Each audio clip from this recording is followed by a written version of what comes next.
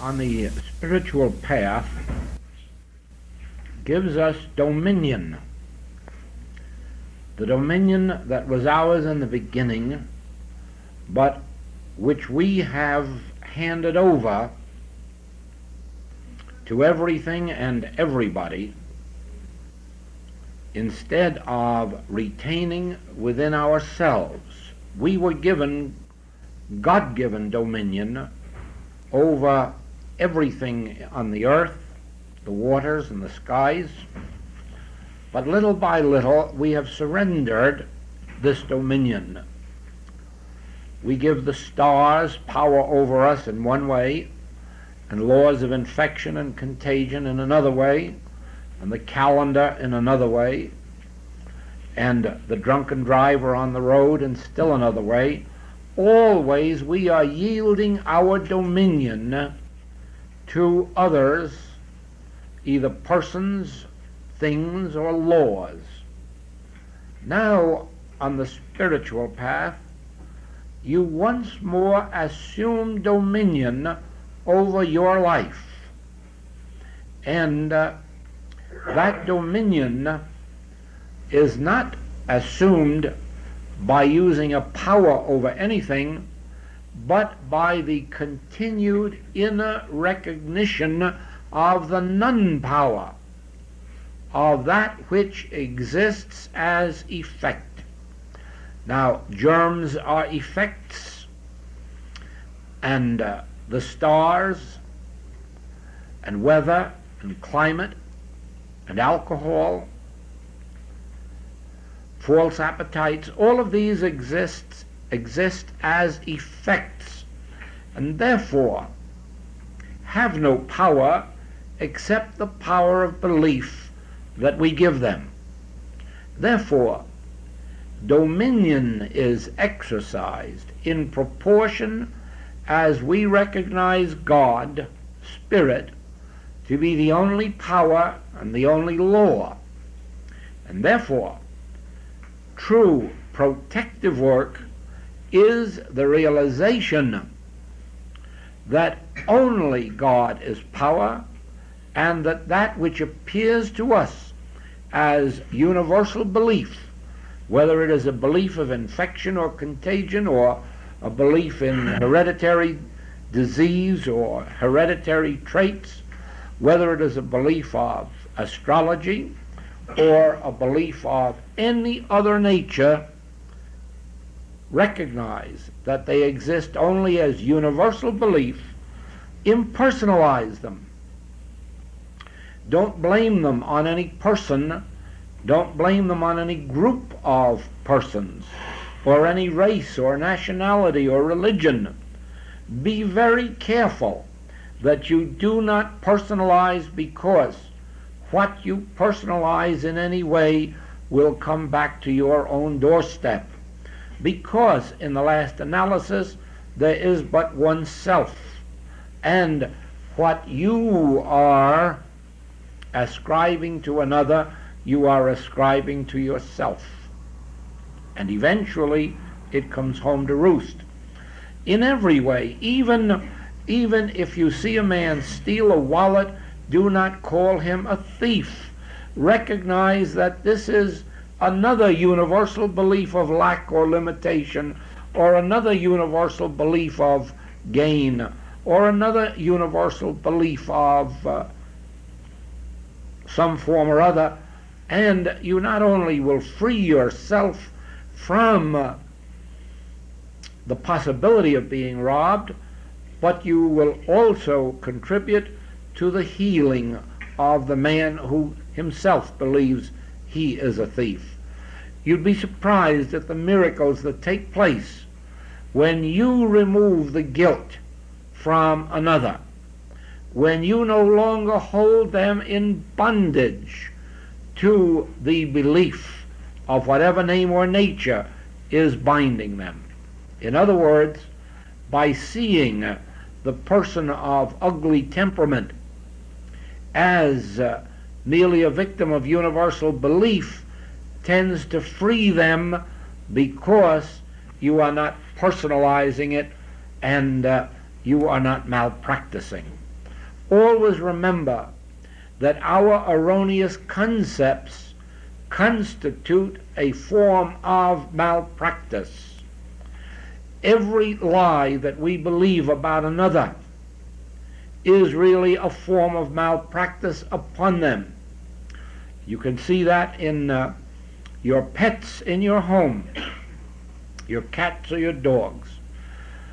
If you have ever held them in condemnation of being bad or unruly or this, that, or the other thing, watch the change in their nature when you reverse that and mentally apologize for having believed it and realize that in their true nature they are of the same life that you are, of the same mind and spirit, and that these erroneous traits or qualities were never of them, but of this universal belief.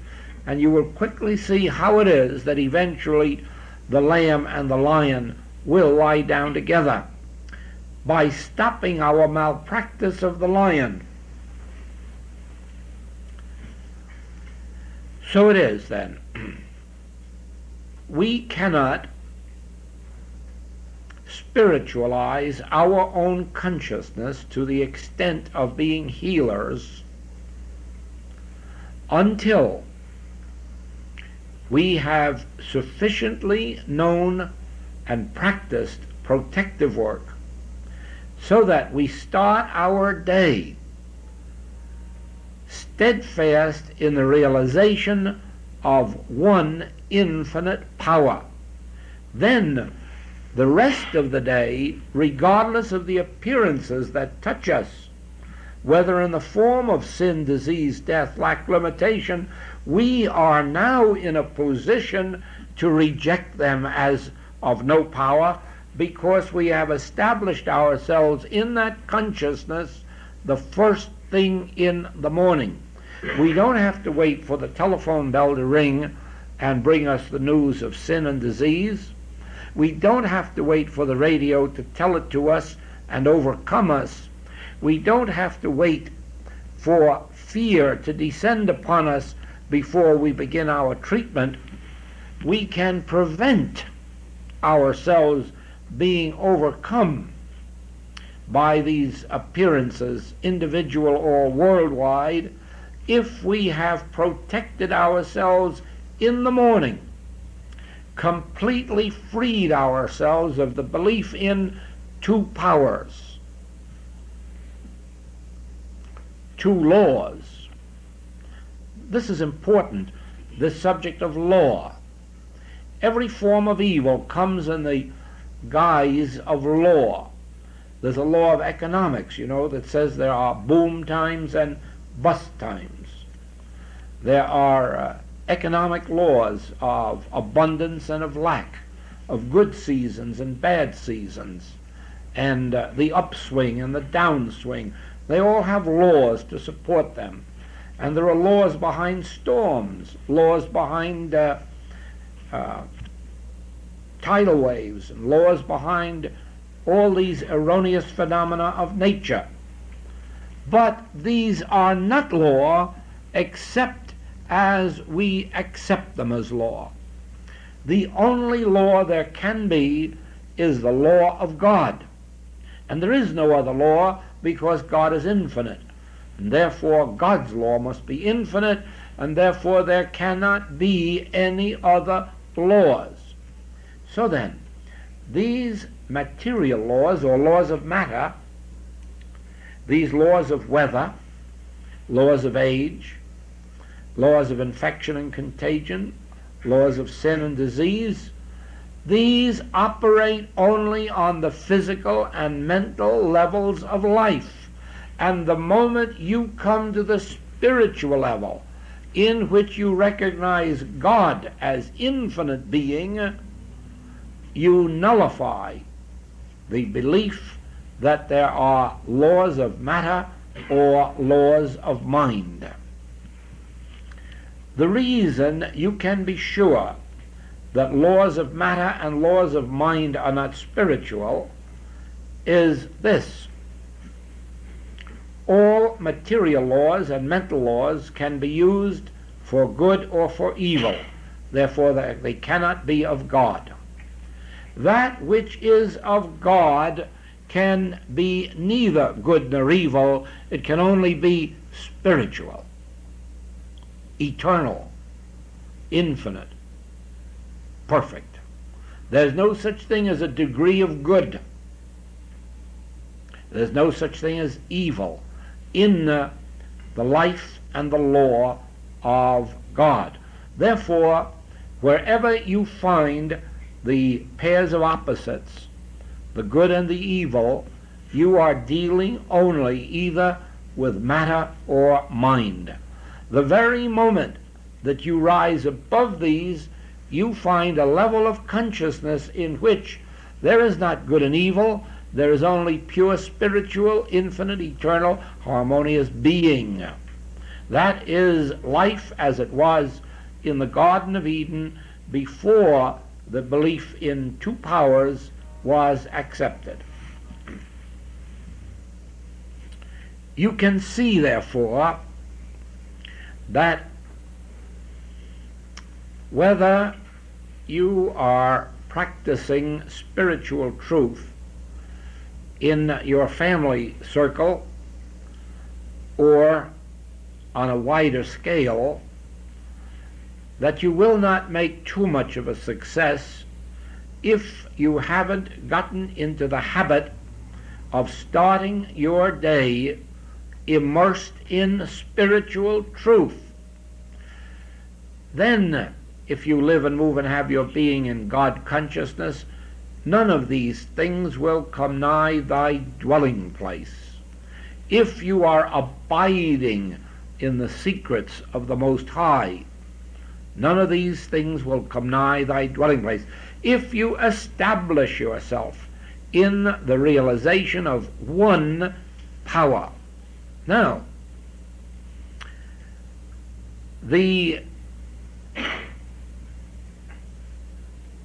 completion of your protective work is done when you take this next step and realize that this power of good, this power of spirit, operates from within your own being. It does not act upon you. It works out from you and acts upon this world. In other words, you are the transparency through which the law and life of God functions. And it functions within you and out from you, so that just as the woman who touched the Master's robe was healed because he was a transparency through which this presence and power of good was flowing, so does your consciousness become the transparency or the instrument through which the law of God flows out into this world. And you will quickly see how it acts upon your cats and dogs and your children and your grandchildren and on your neighbors and on those with whom you come in contact. It will not take you 6 days of this practice before it will be brought to your attention by people that you have changed, or what has happened to you, or there is something felt from within you. Remember, this can't happen if you think of God as separate and apart from yourself and acting toward you. It only comes when you accept the Master's teaching that the kingdom of God is within you, and therefore this presence and power of God is flowing out through you and from you, and it acts upon this world. As a matter of fact, it acts upon the animate and the inanimate.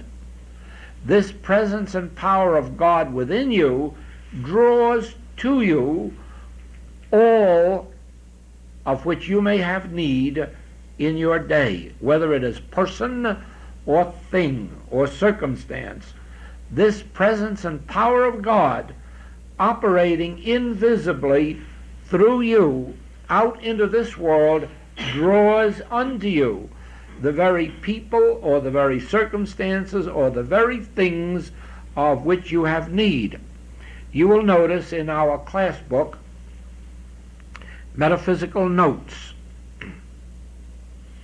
the theme running all the way through that book is, my conscious oneness with God constitutes my oneness with all spiritual being and idea. And you will find that this is absolute truth, that as you abide in this truth, the kingdom of God is within me. It is forever saying to me, Son, thou art ever with me, and all that I have is thine. Thou art ever with me. We are one. I and my Father are one. And the Father is eternally saying, all that I have is thine. Thou art ever with me. We are one. The place whereon thou standest is holy ground. Where thou art, I am. Where I am, thou art, for we are one. And as you abide in that oneness, you will find that you are one with every person in the world who belongs in your life. Every person whom you can bless or who can bless you is drawn into your experience. Every circumstance or everything, from dollars to donuts, of which you may have a need, will flow into your experience without your taking thought.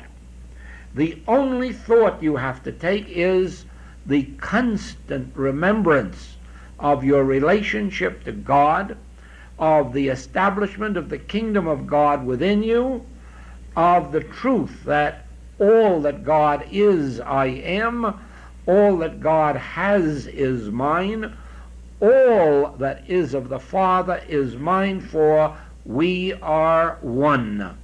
Now, this, you must remember, is still your work early in the morning, before your day has started. That is why we have to awaken long before our families are up. That is why, even though we may not get out of bed, it isn't necessary. If it's more comfortable to stay there, only don't be asleep when you're doing this work, or even half asleep, because it must be a conscious knowing of the truth. Ye shall know the truth, and the truth will make you free. And as you start your day in your protection from the belief in two powers, as you start your day in the realization that power does not act upon you, it flows out from you, and it is the power of God, good, the power of spirit, the power of life. Now you are so established that the rest of the day, as negative appearances touch you, whether in your own experience or in the experience of family or friends or later patients and students, you are prepared for it. You recognize them now to be only appearances without foundation, appearances without ordination, without any empowerment from God, without any law of God to support or sustain, and you can quickly give your treatments. Now it is not a matter of a long routine, because you have prepared your consciousness, you have spiritualized it, so that it instantly recognizes a negative appearance as a nothingness, as an illusion, as temporal power having no law of God.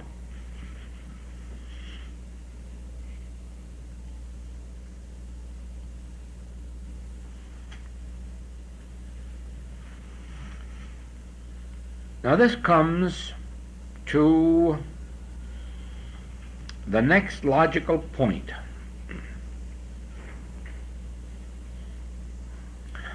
Very few people recognize the power in silence and the power in secrecy.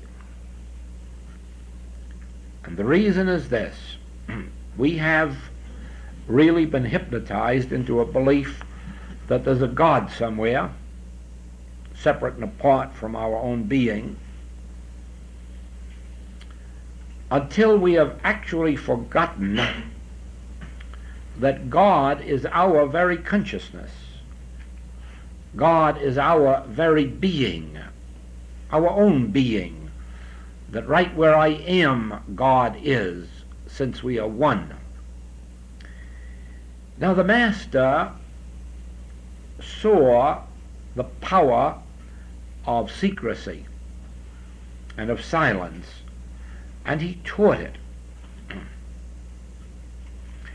He said that when you pray, you were to enter your sanctuary, not to be seen of men, but to be alone and to pray in secret.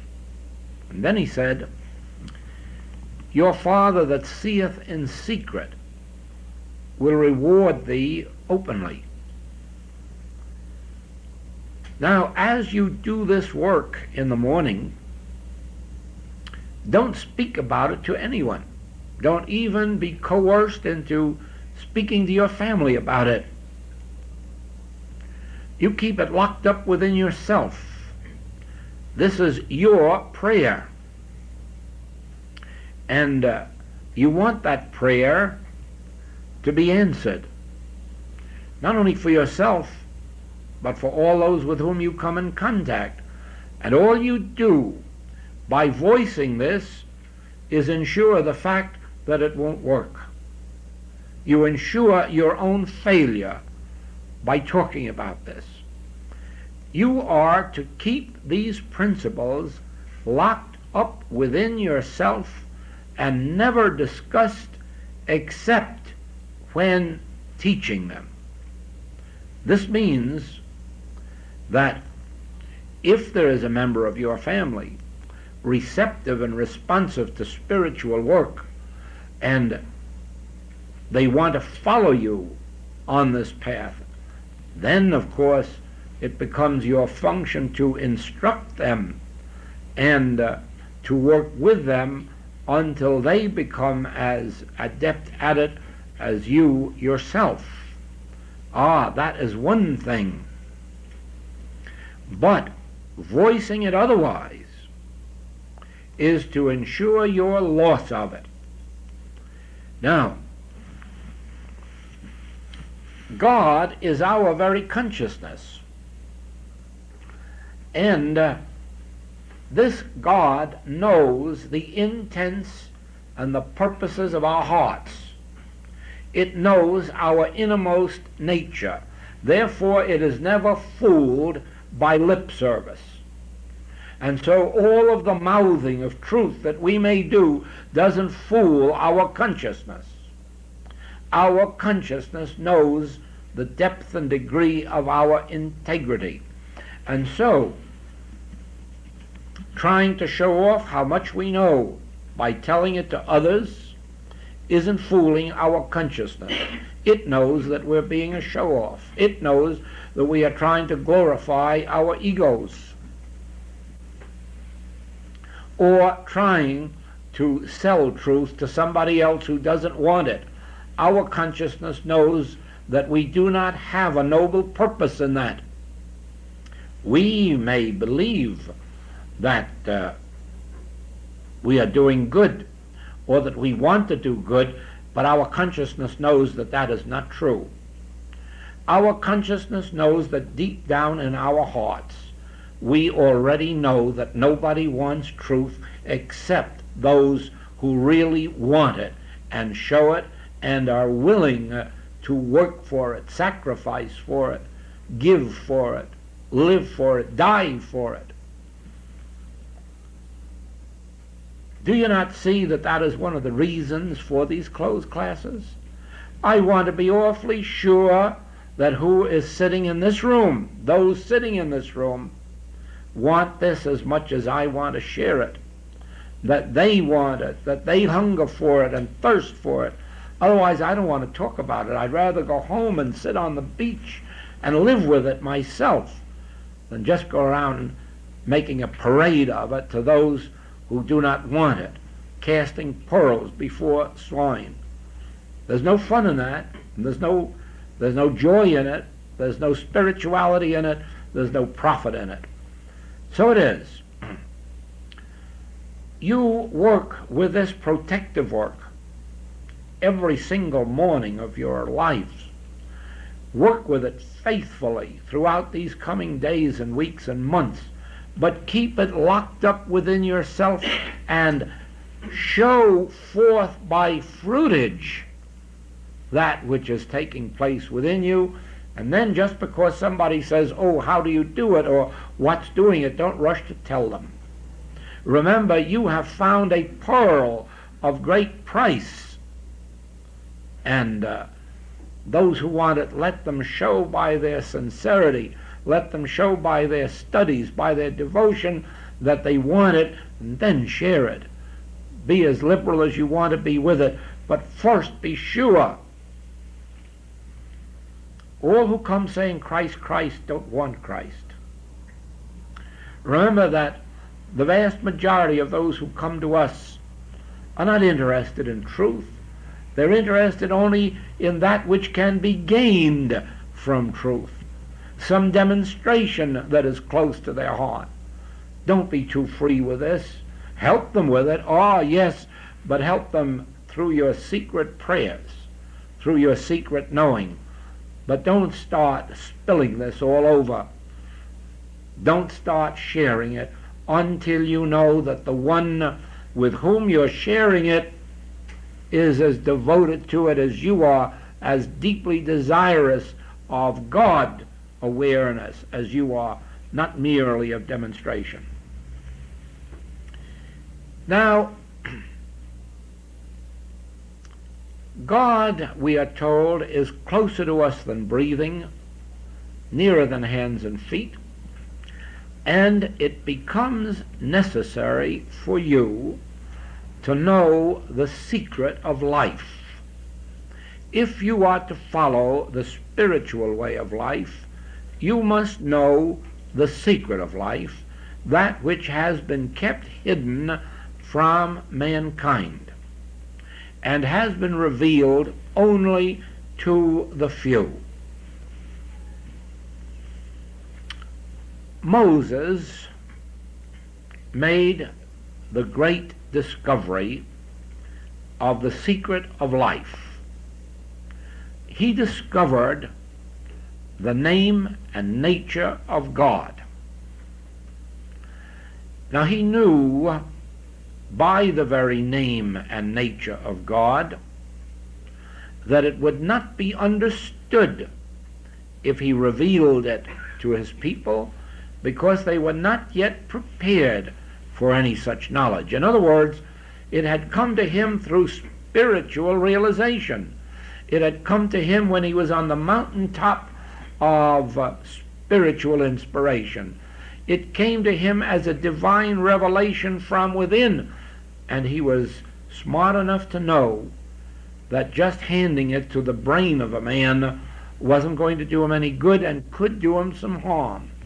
And therefore, the true name of God was never permitted to be spoken.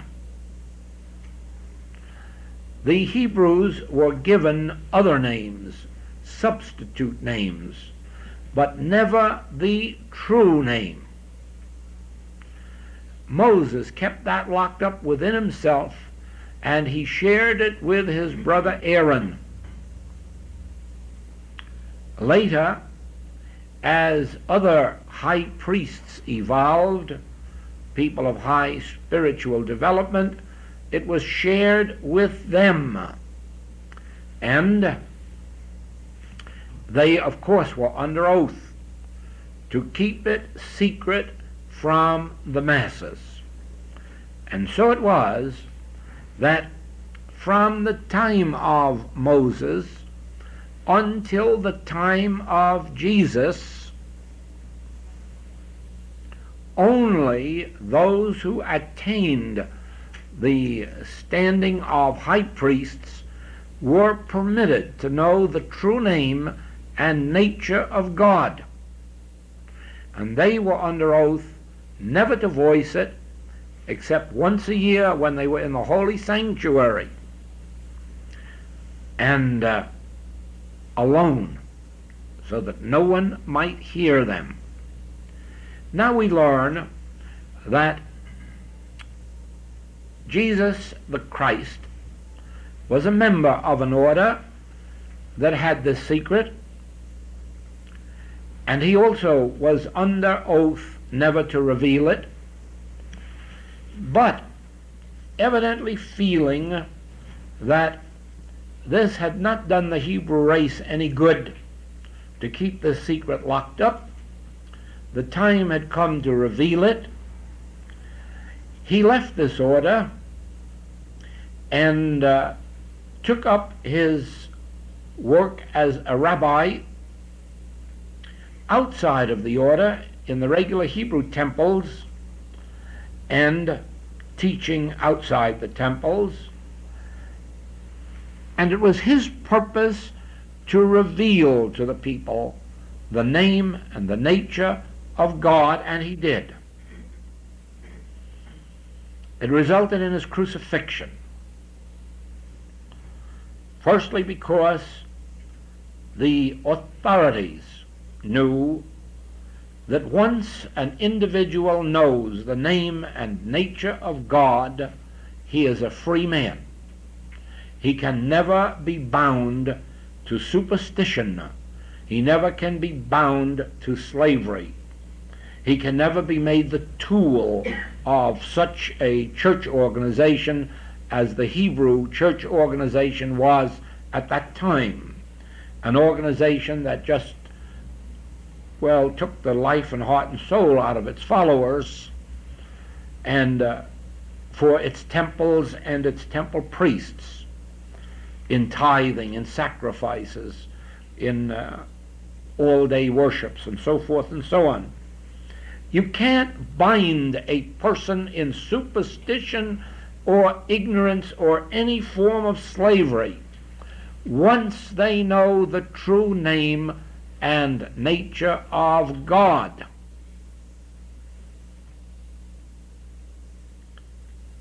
But on the other hand, you cannot give that name or nature of God except to those who are prepared for it, for they will misunderstand it, misinterpret it, and misuse it to their own destruction. So it is that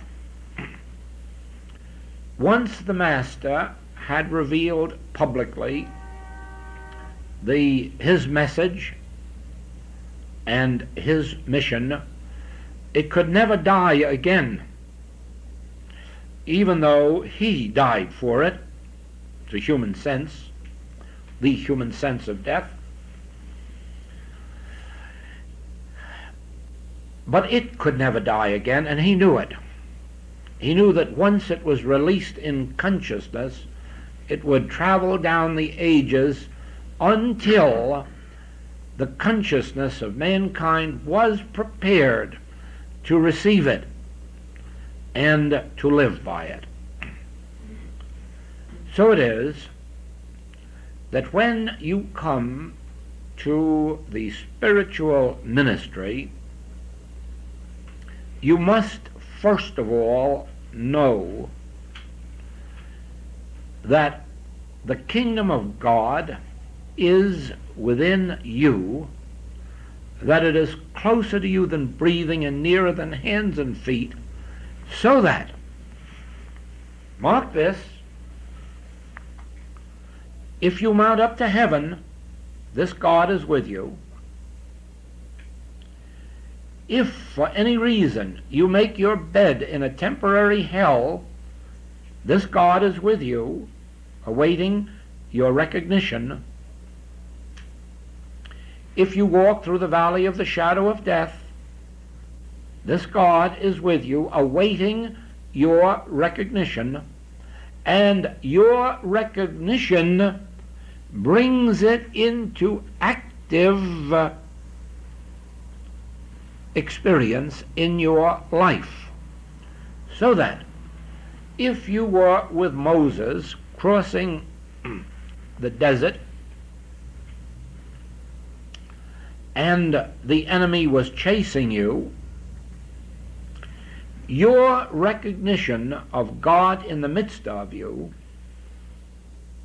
would instantly appear as a cloud by day and a pillar of fire by night, because that would be the form of God that you would need at that moment. But tomorrow you lack food and drink, and your recognition of God in the midst of you would appear outwardly as manna from the sky or water from the rock.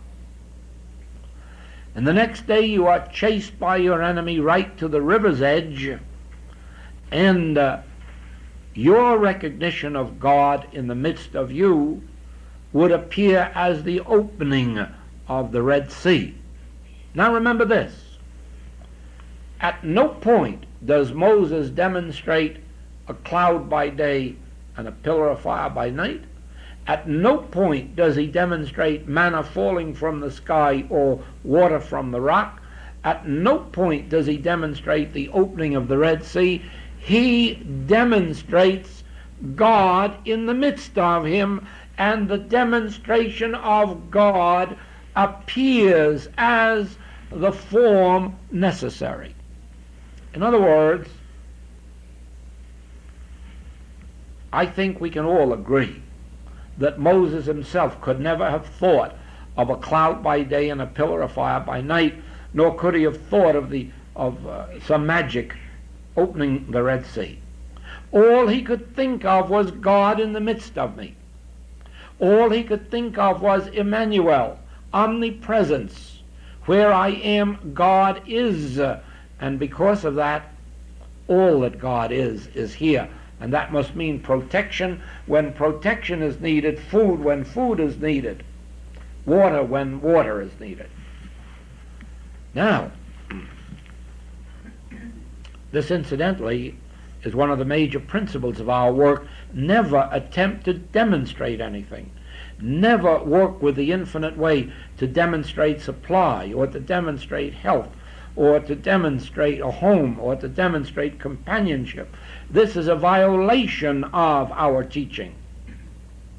Our only demonstration is the demonstration of Emmanuel, God with us, omnipresence, the realization that where I am, God is, that God is forever saying unto me, Son, all that I have is thine. And by secretly and sacredly abiding in this word and letting this word abide in me, we can bear fruit richly. Not by trying to demonstrate fruit, not by trying to demonstrate riches, but by secretly and sacredly abiding in this word. Where I am, God is. God in the midst of me is mighty. Emmanuel, God with us, omnipresence. The place whereon I stand is holy ground. Now,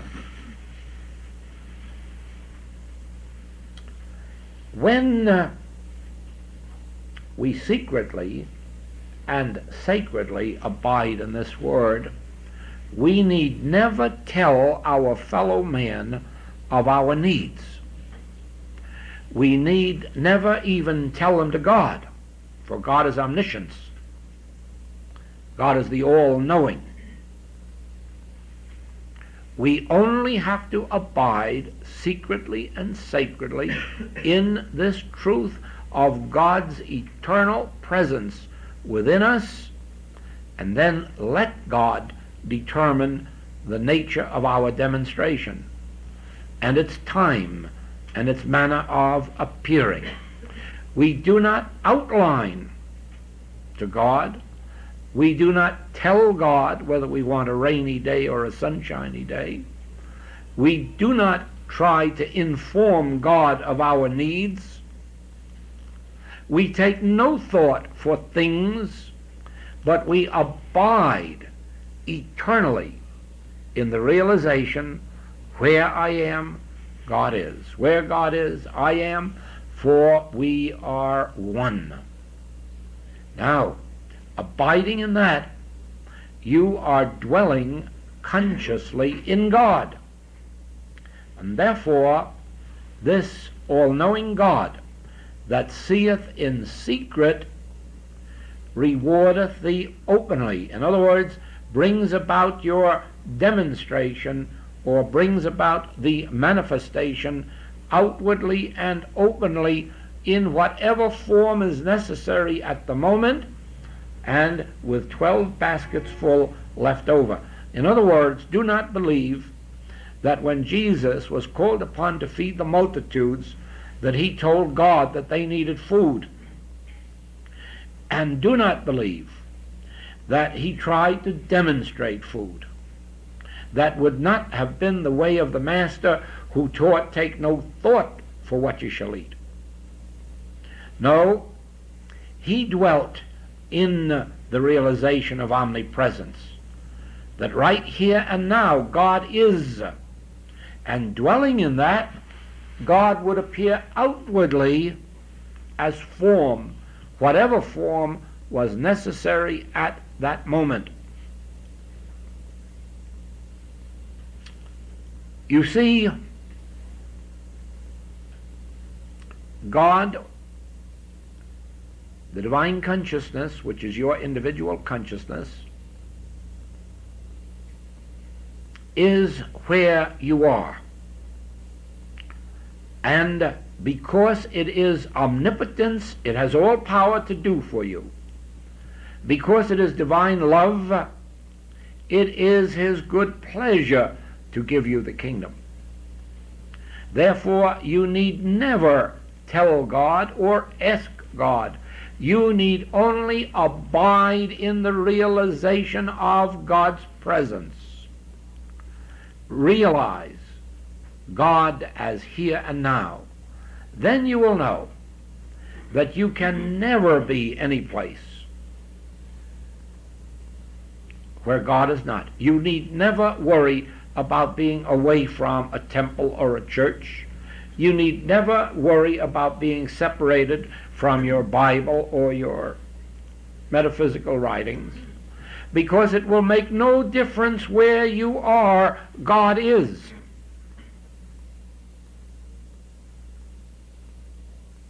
You will never be separated from God unless you separate yourself in belief by not abiding in the conscious realization of the presence where I am. Do you see now why ye shall know the truth, and the truth shall make you free? Do you see now that God has never been separate or apart from any of us?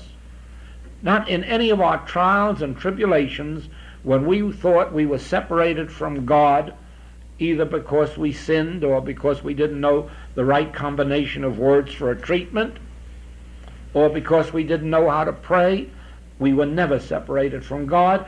We shut ourselves off from God by our own belief in separation. Sin does not separate anyone from God.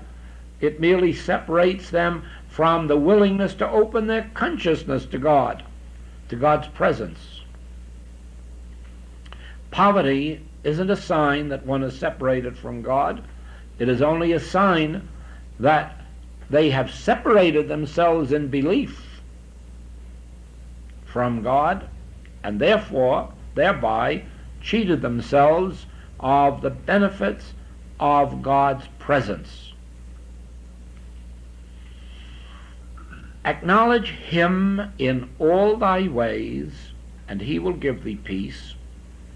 and all the things that make for peace. Thou wilt keep him in perfect peace, whose mind is stayed on thee. Do you see this principle? The principle is Emmanuel, God with us, omnipresence, consciously realized. All these things are true about everybody on earth. And yet, see the tens of millions suffering lack and limitation, sin and disease and false appetite, only because they have not been permitted to know this truth. In other words, this truth was freely known from the time of the Master until 300 years later, when with the organization of the church it was again hidden from man, and for the same purpose, so that he might not be free. Always remember that. The only reason this has been hidden from man is that he might not be free. Someone wants him in subjection. Someone wants him in bondage. And therefore he must not be told that I and the Father are one, and that God is closer to you than breathing, and that all that the Father hath is yours. And it is for that reason that rules were made up, that you must first do penance, and you must first attend church, and you must first do this, and you must first do that before you could get God's grace. And none of that is in the teaching of Jesus Christ. Right now, I do not hold you in condemnation, you woman taken in adultery. I forgive thee, only go and sin no more. Right now, the thief on the cross is forgiven and taken this very night into heaven. Right now. Why? Because the sins of the flesh had nothing to do with God. It has to do with an ignorance of God. No one who knows the name and identity of God need ever sin. They need never steal or cheat or lie or defraud. They need not falsely advertise. They need not take thought for their life. Once they come to the realization of Emmanuel, where I am, God is, for we are one, keeping this sacredly, secretly locked up within him.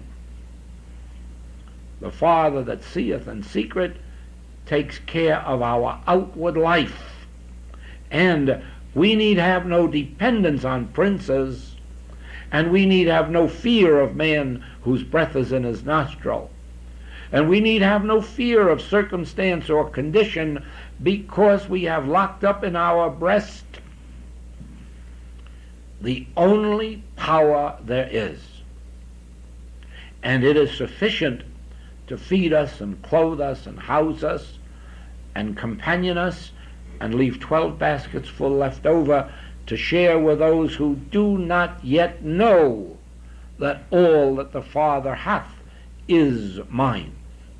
All that God is, I am.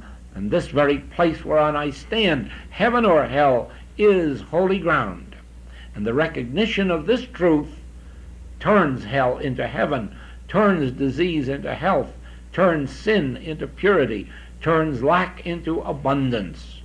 This recognition, this acknowledgement.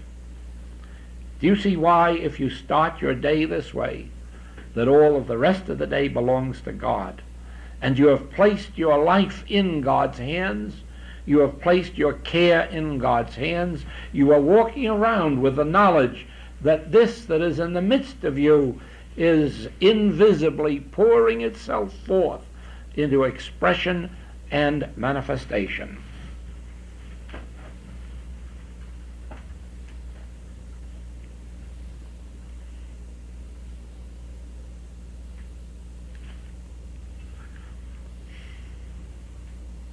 The name of God is I. I am is God. I in the midst of me is God. That is the only thing in the world that is closer to me than breathing, is the I that I am. And that I, held secretly and sacredly in my consciousness, is my bread and meat and wine and water. I have meat the world knows not of. That I in the midst of me has meat the world knows not of. That I, that I am, that I in the midst of me is my supply. Supply in every form. Supply of companionship, supply of home, supply of health, supply of money, supply of transportation. I, in the midst of me, is the meat, the wine, the water. And that is why we need never look to man whose breath is in his nostril, nor seek the favor of princes, because the I within me is the embodiment of my good. But I must remember this. I dare never mention this except in the sanctuary of my own being. I must maintain this secretly and sacredly, and impart it only in instruction, and only then to those who have given some indication that they are indeed spiritual students, that they are indeed sacrificing time or money or effort, giving of themselves for the purpose of receiving instruction in spiritual matters. To those we can share freely, but to none others, because of their lack of readiness for the experience. You understand this, don't you? That if you give a spiritual truth to a materially minded person, they cannot accept it. It is very much like saying that Christianity isn't practical. Why, don't you know that all materialists believe that? They believe it's a waste of time to be spiritual, because while it's idealistic, it isn't practical. Take my word for it. Take my word for it. It's practical. It's meat, it's bread, it's wine, it's water, it's automobiles, it's airplanes. It's so practical that there isn't a good thing ever withheld from those who understand their relationship to God, who understand God as their supply. Do you know that God can't give health? God is the health of thy countenance. Do you know that God can't give supply? God is bread, meat, wine, and water. Do you know that God can give nothing? God is all things, and God can only give himself. For God appears as form. It is still God when it appears. That is why, regardless of the abundance that we may receive through spiritual grace, we can never be wasteful with it. We can never be carnal in its use. Why? Because we recognize it as sacred.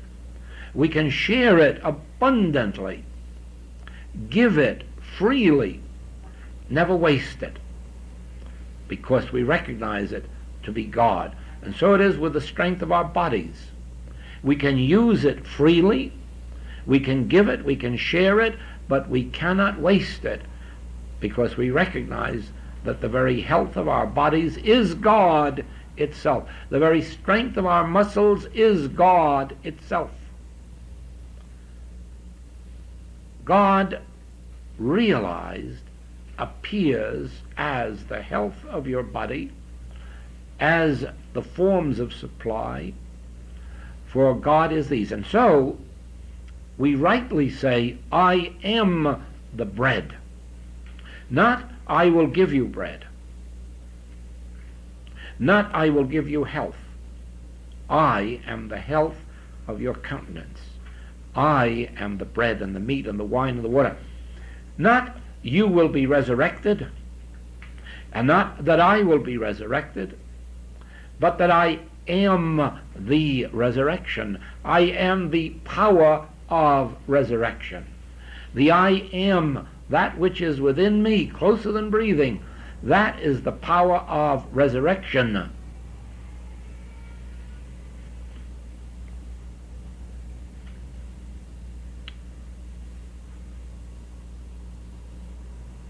We won't ever organize an I am movement.